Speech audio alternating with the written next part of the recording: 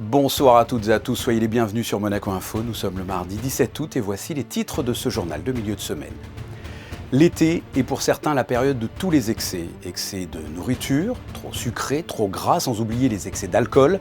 Mais tout n'est pas perdu, on va tenter de vous remettre sur le droit chemin avec notre première invitée, une conseillère en sport, en nutrition et en bien-être. Dans le cadre du centenaire de la disparition du prince Albert Ier, nous vous présenterons une exposition, celle du quai Antoine Ier, retraçant l'amitié entre le prince explorateur et le peintre Louis Thiner.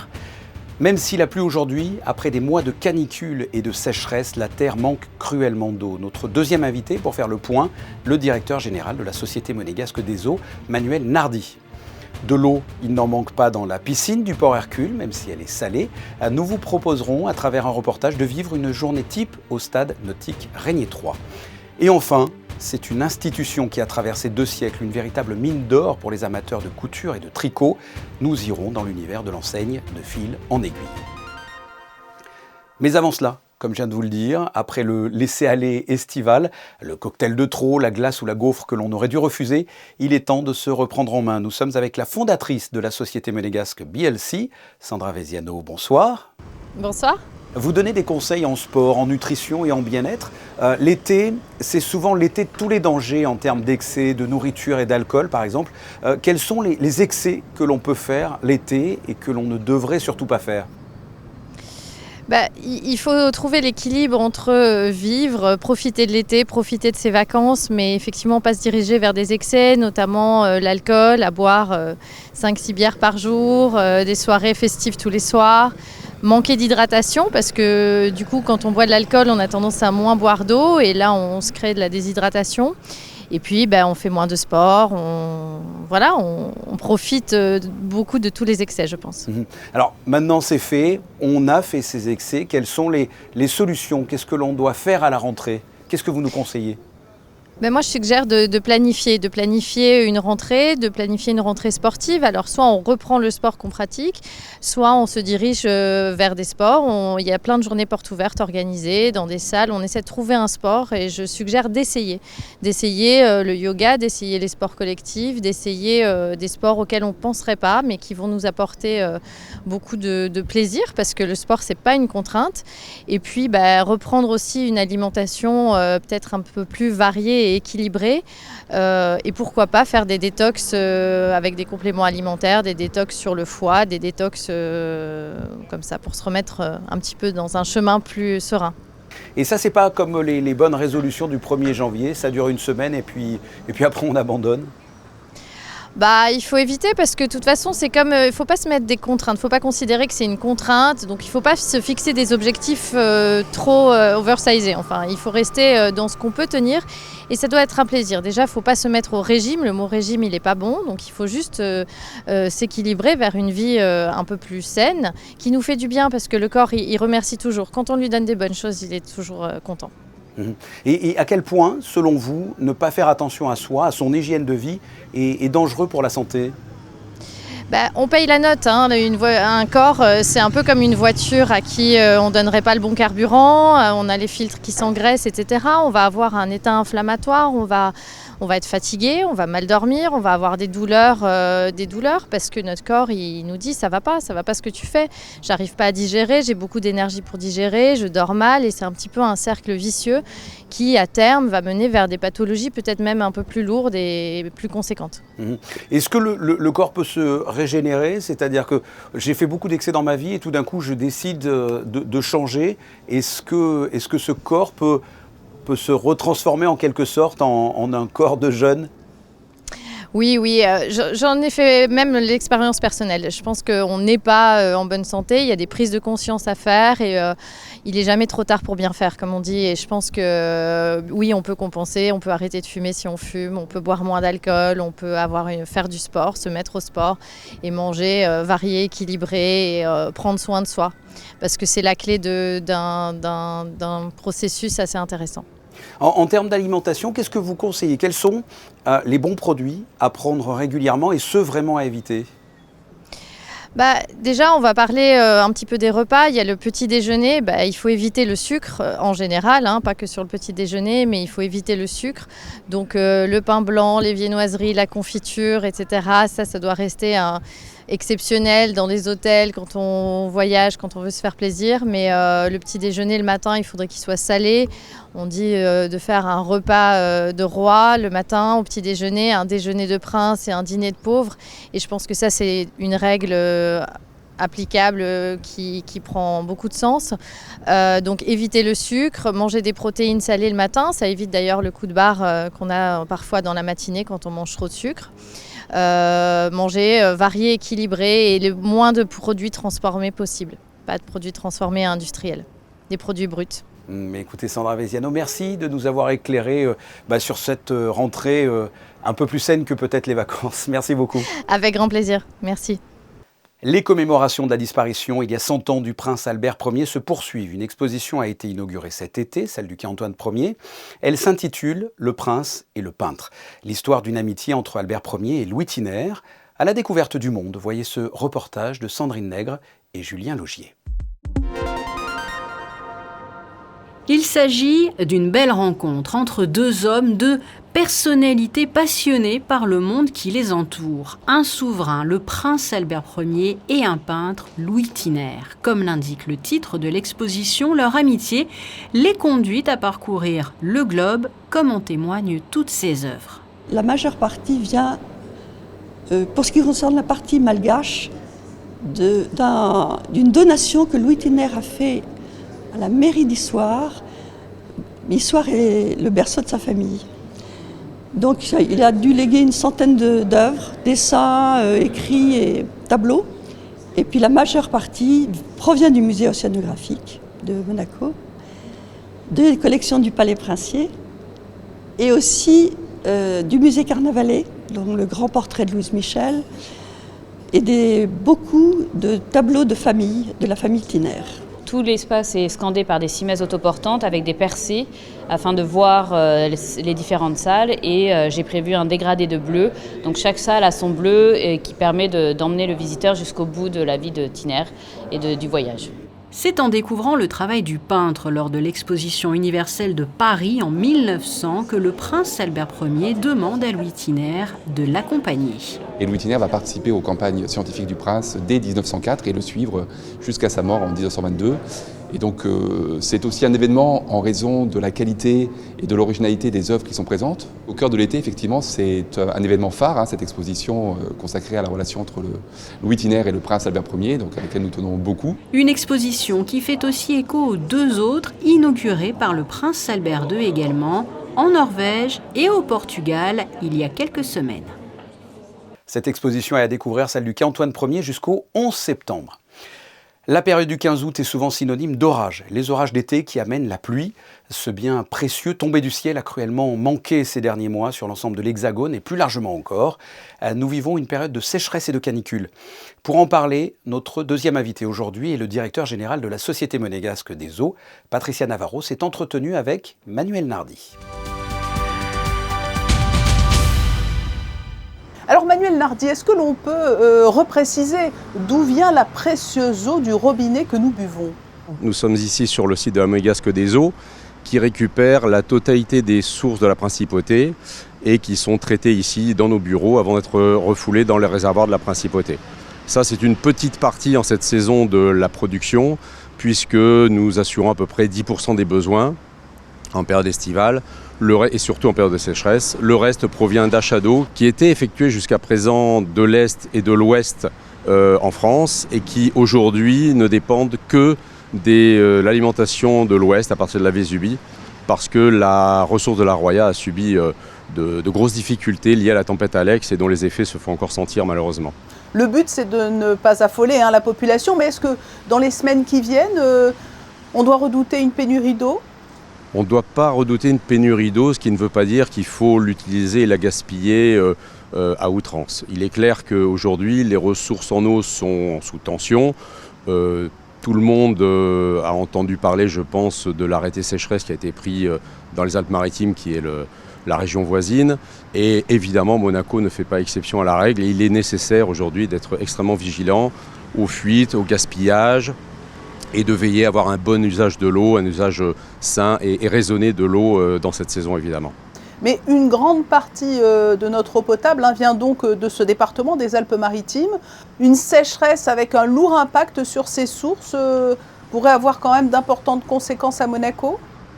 Alors aujourd'hui, les travaux qui ont été faits par la régie Eau d'Azur permettent de garantir d'avoir un accès à l'eau suffisant pour la principauté, parce que ça dépend de la ressource de la Vésubie complétée par des ressources alternatives en provenance du Var, et que l'ensemble représente une ressource suffisante, néanmoins sous tension, puisque l'entier département depuis Nice jusqu'à Menton dépendent essentiellement de cette ressource. Donc nous sommes nombreux à être dessus.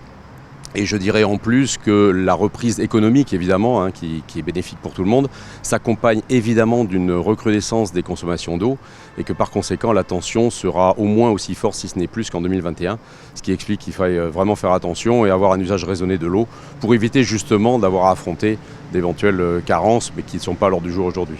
Mais il existe à Monaco des cuves, des citernes immenses. Quel est leur rôle aujourd'hui ? Elles sont toutes en activité ? Alors évidemment, l'ensemble des cuves et des réservoirs en réalité de la principauté est mobilisé, maintenu à des niveaux relativement hauts, mais il faut savoir que l'eau potable est un produit alimentaire et qu'à ce titre, on ne peut pas le stocker pendant 3 semaines sans risque de dégradation de la qualité. Donc aujourd'hui, le stockage de la principauté, globalement, représente 1 journée et demie de consommation. Ce qui veut dire qu'on ne peut absolument pas compter sur les réserves stockées pour pouvoir éventuellement se passer d'eau, de ressources pendant 2-3 semaines. Ça, c'est strictement impossible. Et je dirais que dans ce contexte-là, la principauté est quand même relativement bien dotée en ressources, puisqu'il y a des services qui disposent de moins d'autonomie encore que cela. En conclusion, et pour résumer, vous avez esquissé quelques réponses lors de cet entretien, mais quels sont les conseils très pratiques à prodiguer à tous ceux qui nous regardent pour le bien commun et pour éviter une surconsommation d'eau en été ? Alors, avant de donner des recommandations aux particuliers, je voudrais insister sur le fait que nous avons pris la décision de sensibiliser les gros acteurs de la principauté qui sont gros consommateurs d'eau. Je prendrai comme exemple évidemment l'ADO avec l'arrosage des espaces verts. Je prendrai par exemple la SBM, je prendrai par exemple la SEPM qui gère les ports de Monaco. Et enfin notamment la SMA à qui on a demandé de faire des efforts effectivement pour l'eau de voirie et le lavage des rues, d'avoir un usage modéré de l'eau. Alors je sais que ça peut s'accompagner de quelques désagréments, mais je demanderai aux gens d'être compréhensifs pour éviter évidemment d'avoir un usage trop important de l'eau dans cette saison. Pour les particuliers, il faut évidemment être vigilant à tout ce qui est susceptible de fuir, et notamment les chasses d'eau qui sont quand même un gros vecteur de fuite. Outre évidemment la facture d'eau qui s'en ressent, ça fait une dépense inutile d'eau et une ressource gaspillée qui est quand même facile à mesurer. Je dirais dans un autre ordre d'idée, évidemment, on a donné des recommandations pour éviter de remplir les piscines, jacuzzi, des choses comme ça, qui peuvent évidemment, s'ils sont vides aujourd'hui, il est quand même délicat de les remplir maintenant. Ça serait un petit peu dommage. On a donné aussi dans ce sens-là des recommandations au niveau des piscines publiques pour éviter les vidanges et les nettoyages en cette saison et de plutôt attendre la fin d'été évidemment.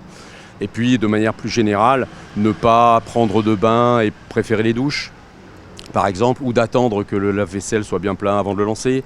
Pareil pour les machines à laver. Enfin, des gestes de bon sens qui ne sont pas très compliqués, mais qui permettent, multipliés par le nombre de milliers de personnes qui les appliquent, d'avoir un résultat qui est quand même significatif. Voilà, du bon sens et du civisme. Merci Manuel Nardi d'avoir répondu à notre invitation. Merci beaucoup Patricia. Et si l'on demande en ce moment aux particuliers de ne pas remplir leur piscine, ce n'est pas le cas de la piscine du Port Hercule, gérée par la mairie, tout simplement parce qu'elle est alimentée en eau de mer. Nous vous proposons aujourd'hui une plongée dans l'univers du stade nautique Régnier 3 avec Frédéric Hélion, Alexandra Marangoni, Olivier Bonello et Alexandre Tabat. Il est 6h30, Monaco s'éveille. La principauté est plongée dans un calme total qui contraste avec l'effervescence des journées estivales où les rues de Monaco grouillent de touristes. La piscine du stade nautique Régnier 3 ouvre ses portes au public dans une demi-heure. Les premiers maîtres nageurs arrivent, eux, déjà sur place. Bonjour, ça va ? Avant de se positionner sur les différents postes de surveillance présents autour du bassin, les maîtres nageurs déploient et installent les lignes de la piscine. accompagné par Stéphane qui a passé toute la soirée et la nuit sur place. Comme tous les lundis juillet-août, on vide le bassin pour changer l'eau. Et donc à 18h10, je mets le bassin en vidange. Le bassin se vide, on nettoie en même temps que le bassin se vide. Et une fois que tout ça est terminé, je remets en remplissage sur 4 pompes. Il est à environ 23h10 et je remets en service la piscine de façon à ce qu'à 7h, quand les gens arrivent, ils ont une eau fraîche, propre, chlorée et qu'ils soient dans le plus gros confort pour la journée et pour la semaine. Spécificité de la piscine du stade nautique Régnier 3, elle contient de l'eau de mer filtrée et traitée suivant un protocole bien précis. Voilà, donc ça c'est le pré-filtre à chlore. En général, on passe 25 kg par jour. Ensuite, je descends les machineries pour vérifier les machineries. Je nettoie les pré-filtres. Je fais donc un tour, je vérifie si j'ai pas de fuite, si j'ai pas de soucis. Je vérifie mon swan si au niveau de la chloration je suis bon. Parce qu'il est hors de question de mettre dans l'eau des gens s'il y a une surchloration ou s'il n'y a pas assez de chloration. Je fais mes analyses dans le bassin et après, bien entendu, je fais ma mise en place des parasols pour avancer les plagistes. 7 heures, une fois toutes les vérifications effectuées, la piscine ouvre ses portes. Une quinzaine de lève-tôt prend la direction des vestiaires. 2 minutes plus tard, le premier baigneur se jette déjà à l'eau, muni de ses lunettes, prêt à enchaîner les longueurs. Les maîtres nageurs prennent position à leur poste de contrôle, mais également dans l'eau pour le premier cours d'aquagym. Alors, la journée type, déjà le matin, on prépare le matériel, on prépare la piscine. On est vraiment là pour la sécurité en priorité. Donc on vérifie toujours le matériel et puis après on part dans l'eau et on va faire les leçons avec les enfants. Donc vraiment toujours sur ce côté, on s'amuse mais on apprend en même temps, toujours le côté ludique. Ils sont 11 maîtres nageurs à officier tout l'été au stade nautique Régnier 3. En général, ils sont 6 en simultané, autour du bassin, disséminés sur 3 postes avec des rotations d'une demi-heure. 2 sont dans l'eau. Le maître mot est bien sûr la sécurité, surtout lors des heures de pointe, et l'après-midi avec l'ouverture des plongeoires. On fait très attention aux enfants, toujours avec des brassards ou accompagnés avec les parents. On fait attention aussi aux sauts, les sauts dangereux, on ne pousse pas, on ne court pas sur le bord du bassin, ça peut glisser, on est sur le bord d'une piscine donc ça glisse. Et donc voilà, tout ce qui est ballon, raquettes et tout, on va éviter, quand il n'y a pas trop de monde, on peut tolérer. On est quand même des êtres humains, on peut tolérer certaines choses quand il n'y a pas grand monde. Quand il y a du monde par contre, on est vraiment beaucoup plus focus sur la sécurité. Et donc voilà, on fait très attention à ce genre de petits détails. Le stade nautique Régnier 3 est aussi un vrai lieu de vie en principauté, géré directement par le service des sports et des associations de la mairie, et où les habitués se retrouvent depuis des années. C'est l'endroit où on se retrouve, quelle que soit sa condition. On est sportif, on vient en famille, on vient aussi si on a moins de possibilités de mobilité, puisqu'on a un accès PMR et tout le système en place. Donc vraiment, bienvenue à tout le monde. D'avril à octobre, on est là. Pourquoi ici et pas la plage finalement? Pourquoi pas la plage? Essayez les deux, puis vous verrez, vous allez vite comprendre pourquoi. Parce qu'ici, on est bien. Déjà, il y a les sanitaires, il y a tout ce qu'il faut. Il y a le personnel qui est super sympa, il y a les maîtres nageurs. Mon fils a eu 50 ans, il a appris à nager ici. Ma fille aussi. Là, maintenant, j'en suis avec les petits-enfants. Et puis voilà. C'est top. Et on est très très bien ici, on est des piliers de la piscine. Non, c'est bien, on est bien quand même, il faut quand même reconnaître. Ça fait combien de temps aussi que vous venez ici? Moi 10 ans. Oh oui, c'est bien, on est quand même bien, le cadre est beau. On a du pot quand même. Difficile de quitter un si bel écrin et pourtant, à 19h30, il faut sortir du bassin. La piscine retrouve son calme, la journée se termine pour les maîtres nageurs du stade nautique Régnier 3. Autre lieu emblématique de Monaco, l'enseigne de Fil en Aiguille, située rue Grimaldi. Cette institution fait partie de l'histoire de la principauté depuis 126 ans. Poussez les portes de cette caverne d'Ali Baba dans ce reportage de Yannick de Bever. C'est tous les matins le même plaisir pour Giovanni Di Salvia en ouvrant cette porte. De Fil en Aiguille fait partie de ces lieux iconiques en principauté. Une institution pas comme les autres. 6 mm. Je vais vous l'ouvrir. Ce qui fait la force de cette boutique de 126 ans, c'est justement toute son histoire humaine. Ça va aller ?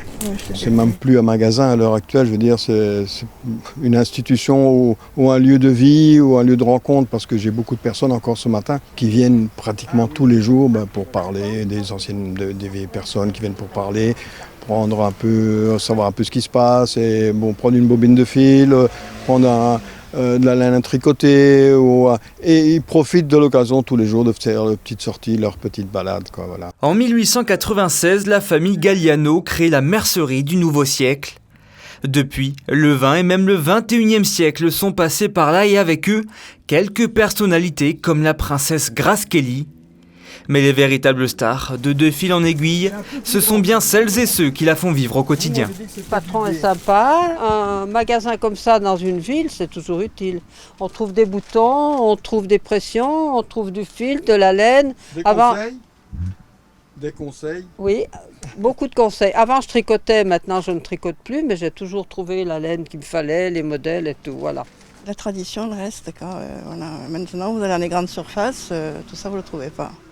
Il y a des collections, tu vois, par exemple dans les boutons, tu as vraiment des trucs exceptionnels, comme ici du Chanel. Tu vois, mais ça c'est des bijoux quoi. Au dernier inventaire, Giovanni comptait encore 30 650 références différentes dans son magasin.